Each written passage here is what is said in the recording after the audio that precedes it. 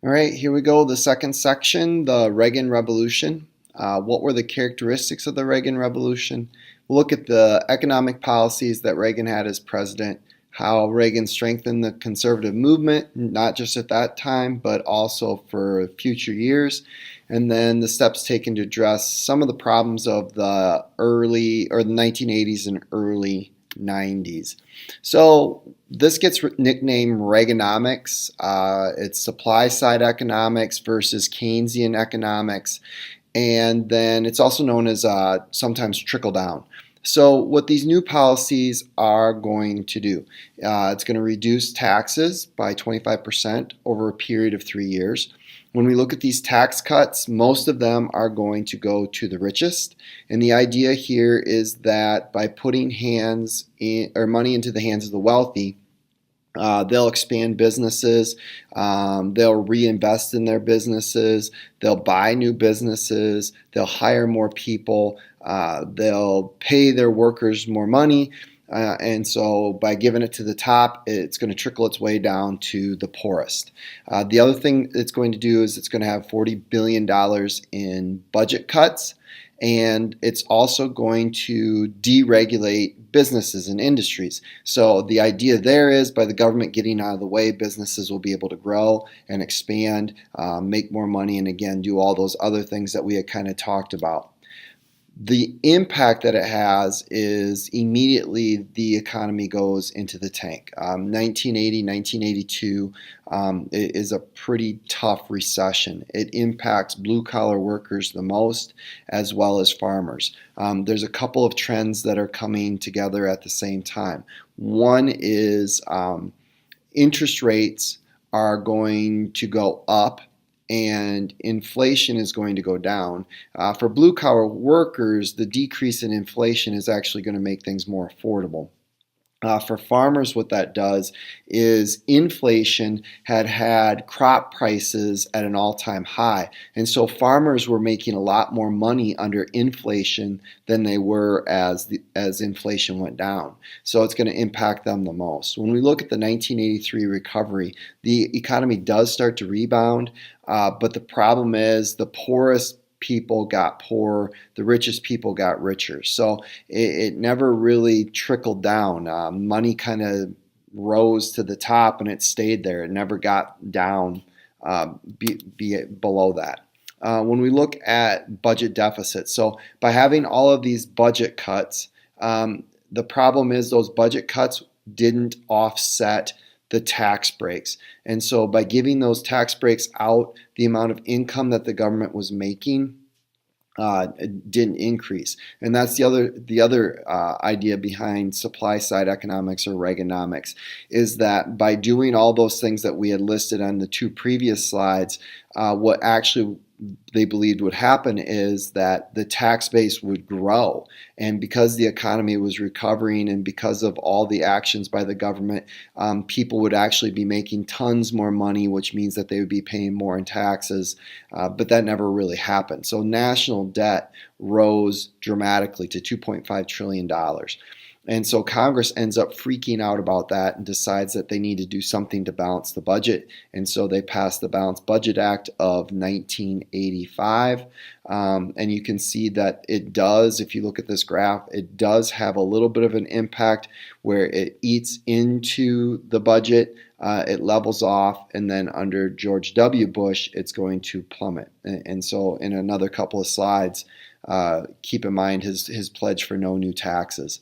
The other thing that's happening is the savings and loan crisis. And in some ways, this is related to both interest rates increasing and also the farming crisis. Because what had happened is the S&Ls, these savings and loans, had loaned out all kinds of money, and in some cases they made some pretty risky loans. And what happened as interest rates increased, people could no longer pay back the loans because their interest rates maybe went from like 7.9% to 16%. They more than doubled, and they just couldn't pay back on principal and they couldn't pay back on interest.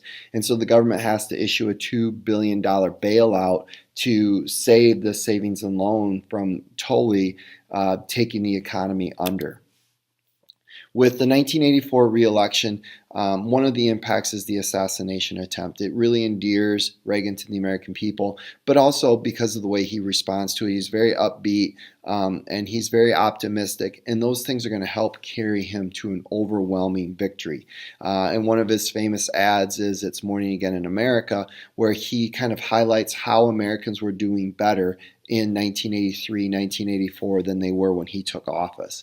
And you can see how well he does throughout the United States. The only state he doesn't win is Walter Mondale's home state of Minnesota. Now, on the flip side of that, he does lose control, or Republicans lose control of the House of Representatives. And so that kind of tells you that not all Americans are maybe 100% behind Reaganomics. They may support Reagan, but they don't necessarily support the rest of the Republican Party. And so that's kind of a little bit of a foreboding of things to come. Where he really is going to have a huge impact on the conservative movement for a long period of time is he has the ability to appoint 3 Supreme Court justices, and they are going to influence the interpretation of the Constitution for as long as they are in office. Anthony Kennedy is still in office. Sandra Day O'Connor retired not too long ago. Antonin Scalia passed away not too long ago. So it goes to show how by appointing these justices and appointing people to the court system, you're going to influence law for decades to come. And because of that ability to appoint 3 Supreme Court justices, he is able to get the Equal Access Act passed, where the Supreme Court upheld the ability of any group, including religious groups, to use school facilities. Because of Reagan's popularity, George W. Bush is going to be able to run for president. When you look at that 1988 campaign, there's the negative ads, the Willie Horton against Michael Dukakis being the most famous ones. And as I mentioned, during the campaign, he makes this promise of "read my lips, no new taxes." And that's really going to come to bite him in the butt, because when you look at what happens to the deficits, they're going to grow dramatically. And at some point, he's going to have to raise taxes to try and offset that. And when he does that, when we talk about this, Clinton is able to take advantage of that and really use that against him. The other thing is he highlights kind of his vision of the United States, these 1,000 points of light. There's all of these groups all across the United States that, through no prodding by the government, but through their own volition, are doing things to improve the country. And that's what Bush wants to encourage. He wants to encourage individual groups and people to take it upon themselves to better the country. He wins election pretty easily over Michael Dukakis, but then the Democrats also gain full control of Congress, and so that's going to cause some issues for President Bush as he tries to enact some of his policies.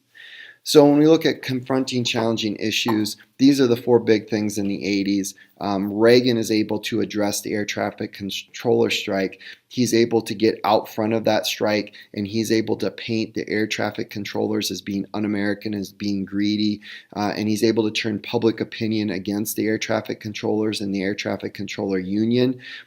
So Reagan's able to deal with that issue pretty well.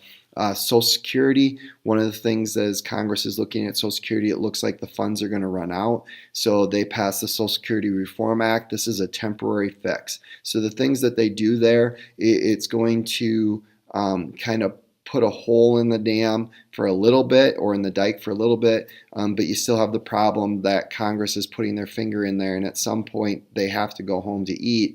And they still haven't really fixed the long-term problem of Social Security. The other thing that comes out is a book or a congressional report called A Nation at Risk, where it's saying that American schools are not doing a very good job and there needs to be some educational reform. So one of the things that Congress does is it allows vouchers where people can, or states I guess, are allowing vouchers where parents can take public school dollars and then go to private schools or Christian schools or private academies and put that money towards that education in a way to try and maybe promote public schools or prod public schools to improve themselves. Vouchers are kind of a mixed bag in terms of how successful they are. And then the other thing that's facing the country is AIDS. It's growing, or it's spreading pretty rapidly. And so the government is going to put together an education campaign to try and halt the spread of AIDS, and then hopefully also get it to go backwards so that AIDS doesn't continue to grow and spread and get worse.